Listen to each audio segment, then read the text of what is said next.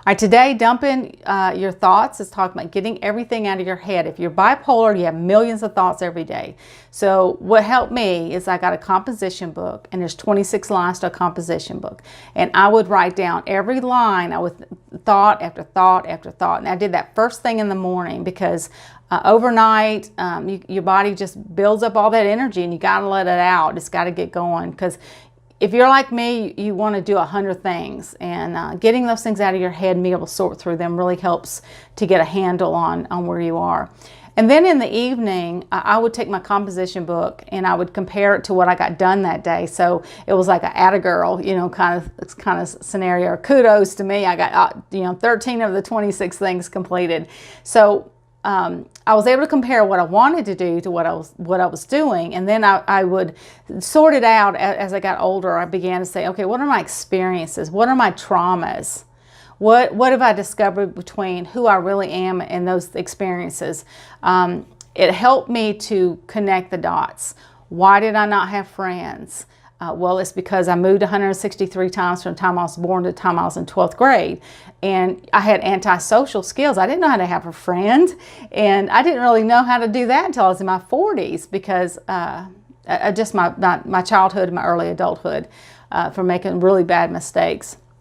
So that's what I did, and I'm hoping that you will take this advice and you'll get some cheap composition books, and for 26 lines you'll write down every single thing that you're thinking about, front and back if you need to.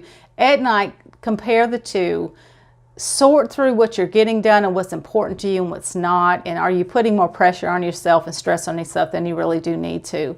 One of the books that really helped me over the years is Melody Beattie's Codependent No More. It's a little devotional book. You can get it on Amazon. It's a couple cents, I think, now.